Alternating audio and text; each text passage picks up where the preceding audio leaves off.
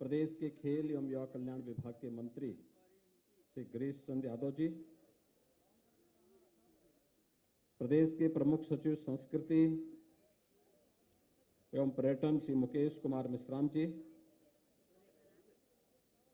प्रमुख सचिव गृह श्री संजय प्रसाद जी, निदेशक खेल डॉक्टर आरपी सिंह जी, प्रशासन और पुलिस से जुड़े हुए हमारे सभी अधिकारीगण, रन फॉर यूनिटी के आज के इस कार्यक्रम में विभिन्न शिक्षण संस्थाओं से उपस्थित उनके सभी प्रधानाचार्य,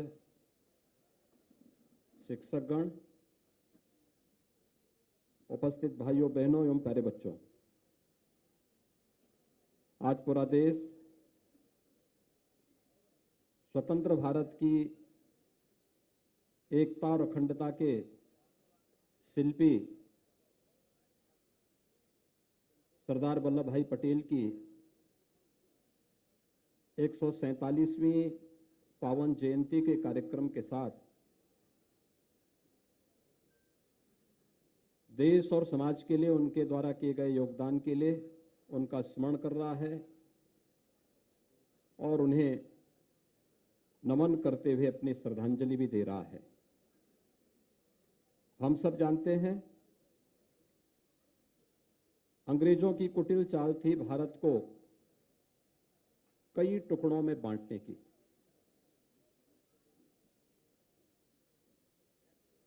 पांच सौ 563 से अधिक रियासतें भारत के अंदर थी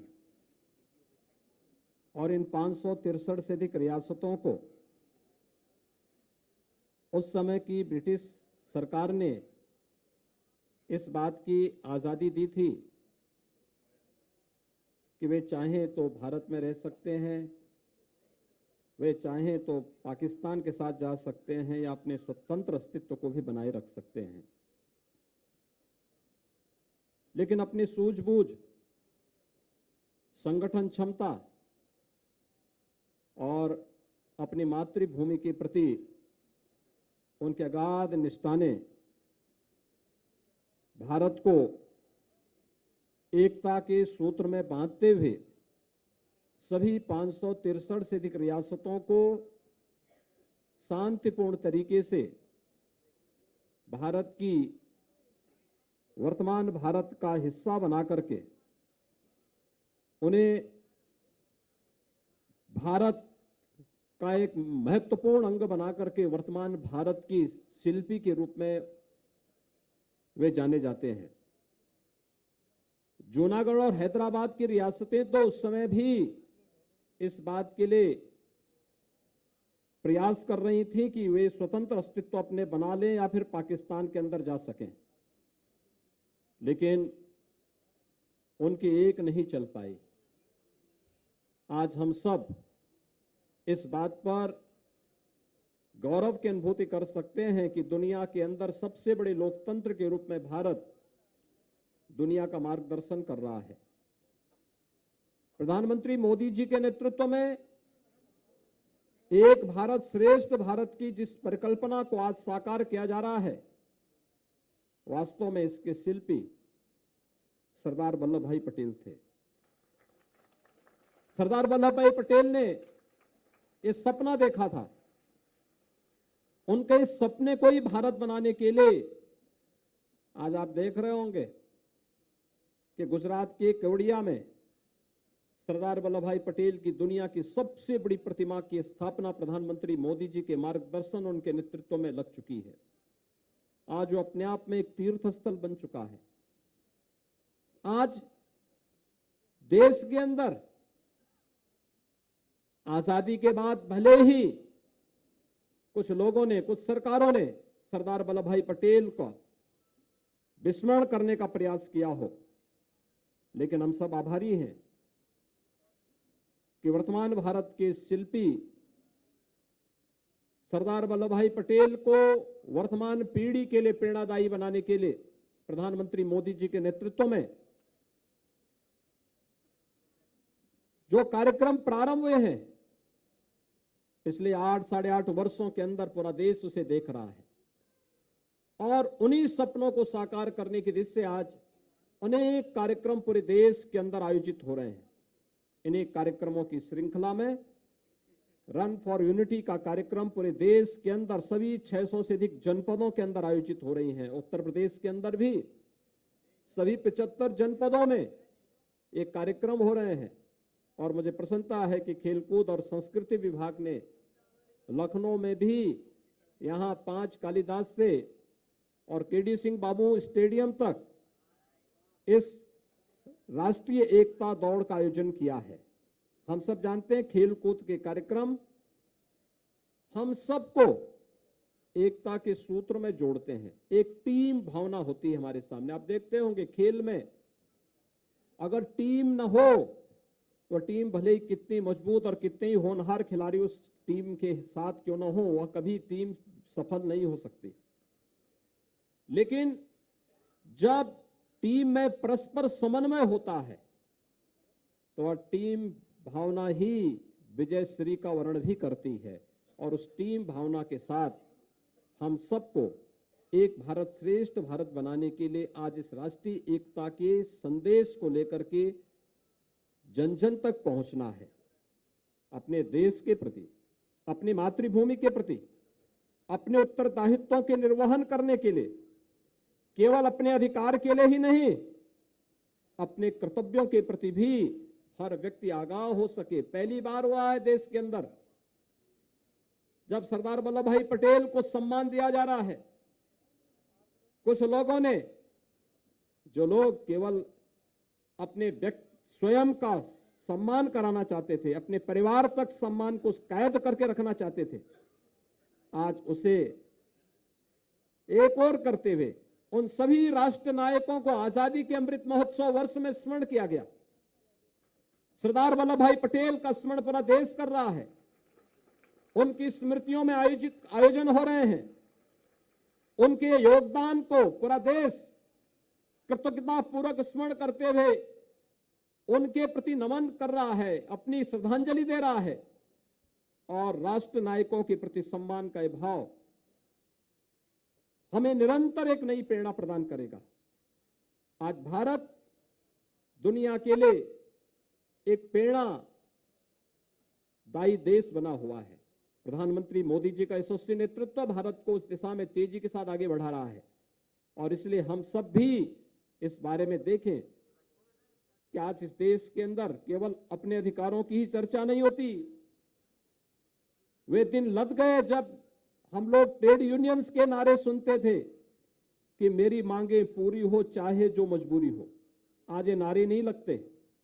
आज तो हर व्यक्ति ये मानता है कि मेरे अगर मौलिक अधिकार हैं तो मेरे संविधान के द्वारा मेरे प्रति कुछ कर्तव्य भी तय किए गए हैं और उन सभी कर्तव्यों के प्रति हर व्यक्ति आज जागरूक हुआ है। ये नेतृत्व पर निर्भर करता है कि वह किस प्रकार से देश के प्रत्येक नागरिक को उसके साथ जोड़ता है और इसलिए जब राष्ट्रीय एकता दौड़ के साथ हम सब जुड़े हुए हैं, मैं आप सबसे ही अपील करूंगा कि सरदार वल्लभ भाई पटेल जैसा महानायक जिस देश में हो, वह देश आतंकवाद के सामने, वह देश उग्रवाद के सामने, वह देश अलगाववादियों के सामने, वह देश भ्रष्टाचारियों के सामने घुटना नहीं टेक सकता। वह देश मजबूती के साथ इस प्रकार के दुष्प्रवृत्तियों के खिलाफ लड़ने के लिए अपने आप को तैयार करता है और आज देश के अंदर आप देख रहे होंगे नक्सलवाद समाप्त हो रहा है। कश्मीर फिर से भारत के संविधान के दायरे में आकर के कश्मीर के अंदर विकास की एक नई धारा बहनी प्रारंभ हुई है। पूर्वोत्तर के राज्यों के अंदर आप देख सकते हैं जहां पर कभी उग्रवाद चरम पर हुआ करता था, वे फिर से भारत के साथ जुड़ करके कदम से कदम मिला करके चलते हुए दिखाई देते हैं। आज कभी जाइए अरुणाचल प्रदेश में, क्या राष्ट्रीय एकता का उनके अंदर भाव है। कोई भी अरुणाचल प्रदेशवासी जब आपस में मिलता है तो आपस में मिलकर के उनका संबोधन कुछ होता है तो वह केवल जय हिंद का होता है। यहां से सैकड़ों किलोमीटर दूर एक देश, एक प्रदेश का एक छोटा सा हिस्सा, आबादी कम है, क्षेत्रफल काफी बड़ा है, लेकिन देश का वह भाग आज भी भले ही कनेक्टिविटी उतनी बेहतर न रही हो, लेकिन आजादी के बाद भी वो भाव उनके मन में है कि हम भारत के हिस्से हैं और भारत के प्रति हम सबका दायित्व है। कभी कोई देश, दुश्मन देश वहां अतिक्रमण करने का प्रयास करता है, हो सकता है दुर्गम क्षेत्रों में हमारी सेना या पुलिस न पहुंच पाती हो, लेकिन वहां पर जाकर के वहां के लोग उनके सामने डट करके खड़े हो जाते हैं और कहते हैं हमारे देश का अतिक्रमण करने का तुम्हें कोई अधिकार नहीं है। और ये जो भाव जब भी भारत के नागरिकों के अंदर होगा तो भारत को दुनिया की सबसे बड़ी ताकत बनने में कोई देर नहीं लगेगी और ये राष्ट्रीय एकता दौड़ भारत को दुनिया का सबसे शक्तिशाली राष्ट्र बनाने की प्रक्रिया का हिस्सा बनना चाहिए। इस विश्वास के साथ मैं आप सबका आह्वान करूंगा। मैं एक बार फिर से आज के इस रन फॉर यूनिटी कार्यक्रम में आप सबका हृदय से अभिनंदन करता हूं। इस पूरे कार्यक्रम के प्रति अपनी शुभकामना व्यक्त करता हूं। प्रशासन और पुलिस के हमारे अधिकारी हैं, मैं उनसे कहूंगा कि क्योंकि एकता दौड़ में ज्यादा बच्चे हैं, भगदड़ की स्थिति न मचे, रूट खाली हो और वहां तक आसानी से इन लोगों को वहां पर जाने और सभी लोग आसानी से जाएंगे।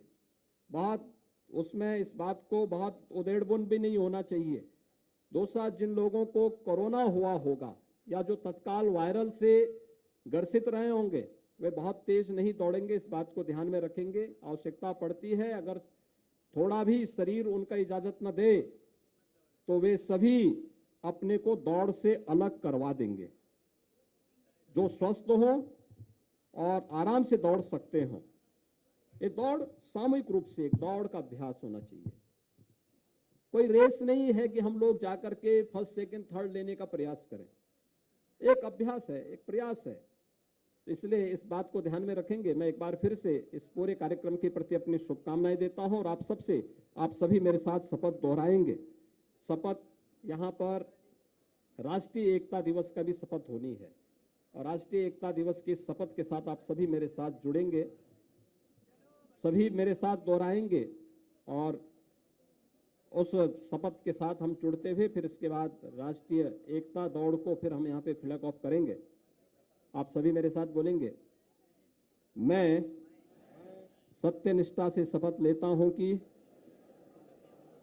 मैं राष्ट्र की एकता, अखंडता और सुरक्षा को बनाए रखने के लिए स्वयं को समर्पित करूंगा और अपने देशवासियों के बीच यह संदेश फैलाने का भी भरसक प्रयत्न करूंगा। मैं यह शपथ अपने देश की एकता की भावना से ले रहा हूं, जिसे सरदार वल्लभ भाई पटेल की दूरदर्शिता एवं कार्यों द्वारा संभव बनाया जा सका। मैं अपने देश की आंतरिक सुरक्षा सुनिश्चित करने के लिए अपना योगदान करने का भी सत्यनिष्ठा से संकल्प करता हूं। भारत माता की जय।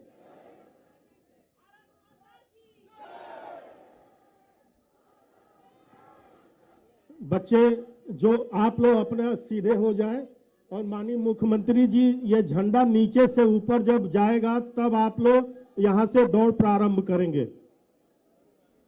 सभी लोग सीधे हो लें।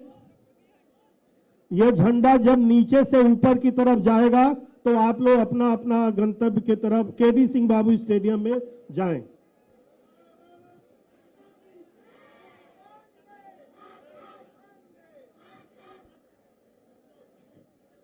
थोड़ा सा 2 कदम पीछे हो जाइए, आप लोग थोड़ा सा पीछे हो जाइए और जो सामने हैं उधर सामने वो भी पीछे की तरफ चले जाएं।